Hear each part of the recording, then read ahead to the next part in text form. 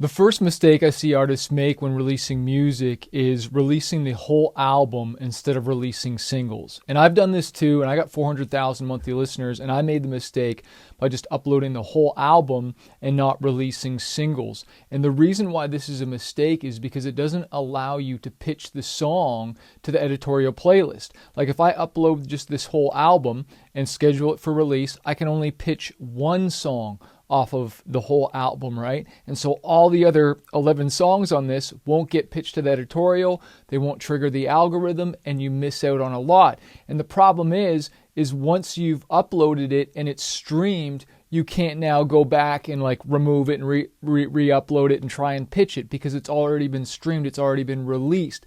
And so you'd have to do like a remix or an alternate version or maybe a completely different version of that song if you want to pitch it. The second reason this isn't good is because it doesn't allow you to focus.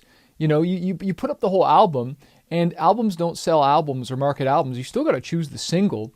And so maybe you've chosen the single of the first one. But then after a few weeks go by, you've promoted it. Do you have a plan to really dive deep into the second one? No. And this is where you probably should have done singles so that each song gets its campaign.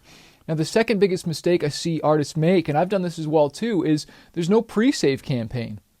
And I get it. A lot of fans don't want to pre-save our music unless there's something in it for us. Like even if I see my favorite artists, they got a new album coming out, like, okay, I might pre-save it. But if I pre-save it and I get entered to a contest, or if I'm giving my name and email and I could, get something early or something like that, something unreleased, then yeah, heck yeah, I want to pre-save it. And there's a lot of new tools now when fans pre-save your music. Not just pre-saving the first song, they're pre-saving all your future releases.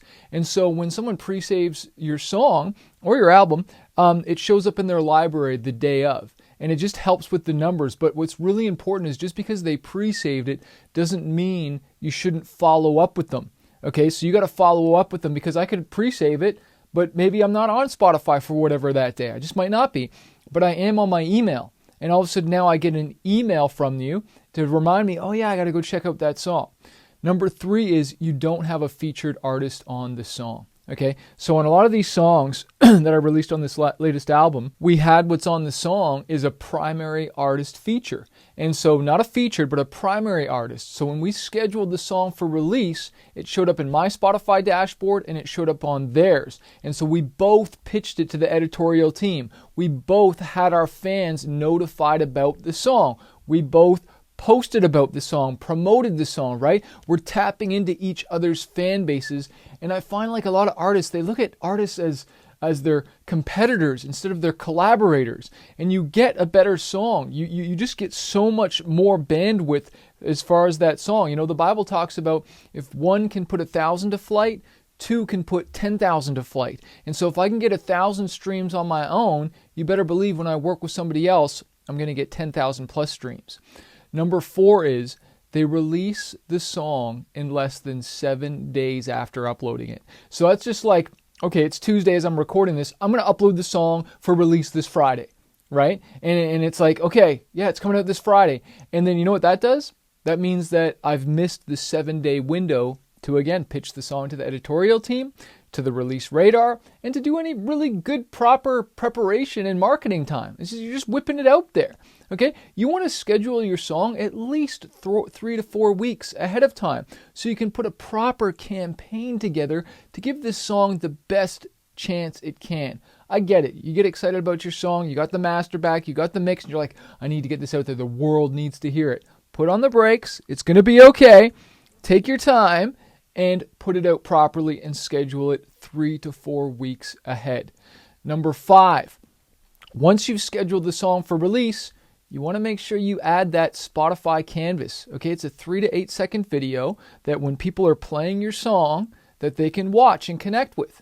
And you get way more shares, you get way more visits to your profile, more playlist ads. So many amazing things happen just by adding a 3 to 8 second vertical video to the song, and you do that in your Spotify dashboard. Number 6, you only post once. Like, come on, you've only got maybe 2 posts about it. And maybe you do it the day of, and then you're like, oh, that's it. It's like, dude, come on. You got to put 10 times, 15 times more effort. I share a story about a guy who posted the same song 34 times. When I look at all the posts that I have, like I have this folder of all the content we've shared, like I got dozens and dozens of posts just for one song, right? Because I really want to campaign this song and I really want to get people's attention. And we got to stop, thinking we're going to annoy people. When you start showing up for your dreams and screaming about your song, when you have done that for like a week or 2 weeks, you're just starting to break through. And we don't know which hooks, which posts are going to work. And if you're only giving it like one shot, come on, man. Like we got to step up our game. It takes 10 times, 15 times more what we think. So put together different posts. The song is already laid out for you. The posting is already laid out. Like at least do 2 for the first verse, do 2 for the chorus, do 2 for the second verse, do 2 for the bridge, right? And then switch up the location and then do that again. Switch up the outfit. Number 7 is buying fake playlist promotion. You're basically getting artificial streams, botted streams from some white glove promo company that is promising you streams. And anytime you're getting promised streams, you want to just stay clear of it, okay? They might add you to all these playlists and you're getting all these random streams from people and it only hurts you, it doesn't help you, okay? You don't want fake streams coming from all these random countries. You want real streams from real fans, because when you get these artificial streams, it screws up the algorithm. And Spotify's trying to understand what is going on. Like it's just so offbeat and not real listening behavior that it actually confuses the algorithm. And we're trying to get real fans and real listening behavior, because it's not just the streams we're trying to get. We're trying to get the playlist ads. We're trying to get the saves. We're trying to get like the actual organic traffic of someone listening to a song, liking it, going and checking your profile, and then listening to more of your music. Like these are the types of little triggers that we want to happen. But when you buy these fake streams, yeah, you're getting the numbers, but they're not of real people. So it's hurting you, not helping you. But you can get real streams by submitting like SubmitHub, Playlist Push, right? Running ads to your own playlist and getting real streams of people finding you organically. I'm a curator, and so, I get songs submitted to me and they pay for that, but I don't have to add it. They're not paying to add, they're paying for me to listen to it. And if I like it as a curator, then I'll add it to my playlist. And the way my playlist is getting streams is by me running ads to it, and I'm constantly promoting it 24/7. I'll put a link below so that you can get 10% off SubmitHub. I always tell my students, when you buy the credits, because you got to buy credits first, and then each playlist submission costs a certain amount of credits, like 1 to 4 credits. You always buy 100 at a time, so you get 20% off, and then you use my code, you get another 10%, so you basically get 30% off, okay? It's a little hack. Number 8 is the email list, okay? And if you did what I said in number 2 about pre-saves, and you do pre-saves the right way, you'll be collecting the names. You'll be collecting the emails. So if you do the pre-save campaign before the song comes out, like 3 to 4 weeks, and you don't whip it out, see how everything's connected? Then you will grow the pre-saves, you'll grow the email list, and then when the song's out, fans will hopefully have had it shown up in their library, but now you can email them and remind them about the song. But you're probably not just emailing them about the song. Maybe you're saying, hey, you can get a signed CD, or you can get a merch around the song, or maybe a lyric sheet, or you can sell them something while telling them the song is out, all right? Number 9, upload a music video, but don't just upload a music video with one thumbnail. Upload a music video and split test at least 2 to 3 thumbnails. And the thumbnail is that image, right? Think about when you're scrolling Netflix, you're scrolling YouTube, you're like, what do I watch, right? Well, I'm going to watch the thing that is grabbing me the most.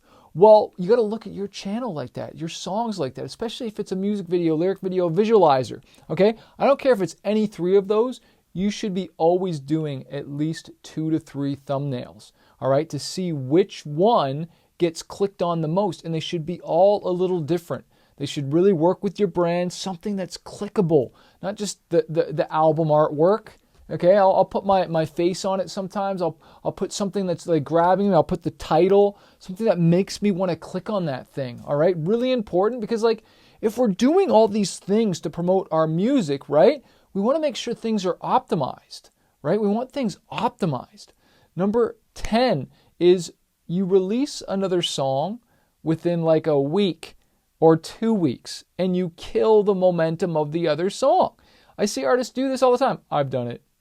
Okay, so you release a song, and the algorithm's grabbing it, you're getting all these streams, and then you release another song, and then the algorithm's like, oh, well, which one do I promote? And it kills that. Especially if you release them back to back. Like 2 weeks isn't great. The sweet spot is releasing a song every 3 weeks, because I find that really gives the song enough momentum and time to promote it. I like a month, really, but like if you're going to be a little bit more aggressive, the 3. If you're like, okay, this album has to meet a deadline and we're working towards this, fine, every 2 weeks. Just know that you're kind of cutting the legs or pulling the rug underneath that song before. So you really got to decide, like, which ones am I really going in on? And that's the other thing too, like, and we don't know sometimes though, right? But you still got to listen to them. You got to decide. You got to pick the singles, and you should know when you've played it for people. You know when you get that eye, or you know when you get that response from someone. They're like, okay, that's dope, right? Like that's the one I should take more of a risk on as far as marketing and promo. Okay.